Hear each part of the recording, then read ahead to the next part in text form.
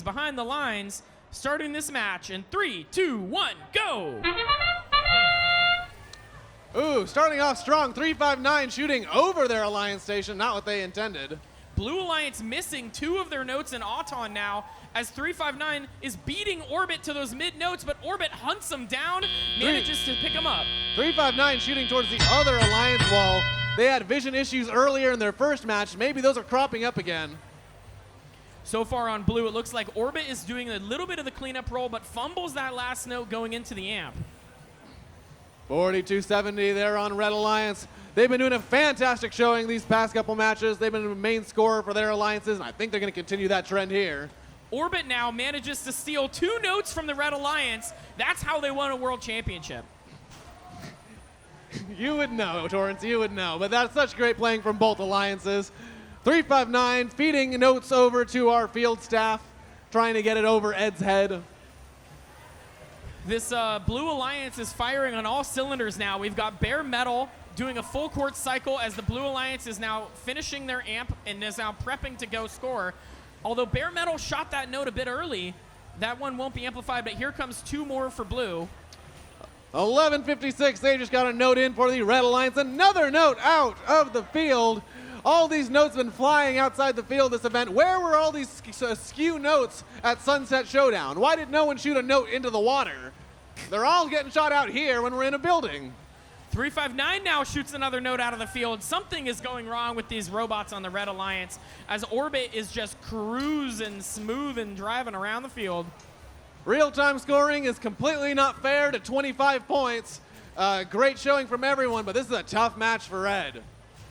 1690 manages to get pinned there for 4 seconds, but does escape eventually as they ringer a note into the speaker at the end of that amplified cycle. 359 playing it dangerously near the blue stage area. With 30 seconds left, if they enact RC's limit and RC's foul, then they're going to get a bad time for the Blue Alliance. We moved in those tape lines so it wouldn't happen again, but if you're playing fast and dangerous. Orbit and Blue Alliance are so far ahead with only under 20 seconds left. They gotta get out of there and go for the climb. Here comes Bare Metal now, primed and ready for a trap as Orbit sinks one last note in the goal, and here they're gonna climb on the side of the chain as Bare Metal is upside down, and I don't think that's the way that climber works. You know, it's worked like that twice in a row, so it's not how it's supposed to work, but it does work. Well, Blue Alliance, unfortunately, I don't think here is going to get the climb RP, as I'm not sure 114 was off the ground, and without Bare Metal's trap, a single Harmony is not going to do it. Absolutely. We almost had a Harmony on the Red Alliance. 1156 just couldn't line up with their partner 359. You need some coordination there. It's a tough thing to do, but if you can, it pays off. Yeah, maybe the Hawaiian Alliance over here was perhaps a little seasick, a little... had some waves or something that was thrown off there. They've got jet lag, but most importantly, we've got scores. Let's throw them up on the board. And David Torrance, you tell me who won. From the Blue Alliance taking it here, 120-45, although only 2-0 ranking points. I'm sure both alliances not the most pleased with their performance, wishing they got a bit more there. Yeah, points are very nice, but if you can't get the ranking score, you're really not going far at Chezy Champs 2024. Well, let's hear what RSN has to say about that interesting match. Yep, Lawrence and Torrance, you got it right. Only 2 ranking points for the winner there, even though they scored tons and tons of points in the speaker. Not enough to really improve their rankings all that much. Yeah, at the end of that match, 114, you know, they were up by so much. They're like, let's just get on the stage. And they're sitting there with their hook going up. And meanwhile, the Alliance only had 23 out of 25 for the Melody, right? So again, this happened last match. Or 2 matches ago, rather, happened again this match. You know, sometimes it's when you're doing really well, it's hard to keep track of all the things that you need to do. So you know. Yeah, I mean, this is a complicated game. It's more than just take the object, put it in the goal. You've got to think about where you are in your cycle, where you have notes in the amplifier versus the speaker, the ranking points. Lots of things to talk about here.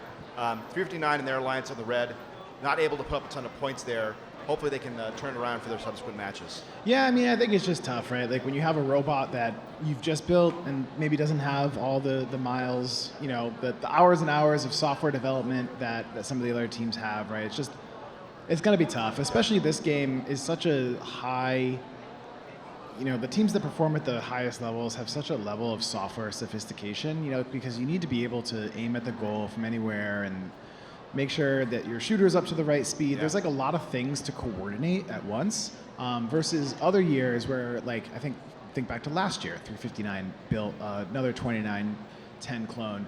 And that was more about I just needed my claw to be in the right place. And I think that stuff is a lot easier to kind of nail in the shop, pretty quickly. Mm-hmm. But there's a huge long tail of things that come with developing these complex, shooting algorithms, And if you look at a team like Orbit, who's just been developing that stuff all year and already started off strong, it's going to be really hard to catch up to that in that short period of time, All right, let's take a look at our next match number 38 here. A couple really cool teams. We just saw this robot a few minutes ago, but 2910 over on the Blue Alliance paired up with Valor.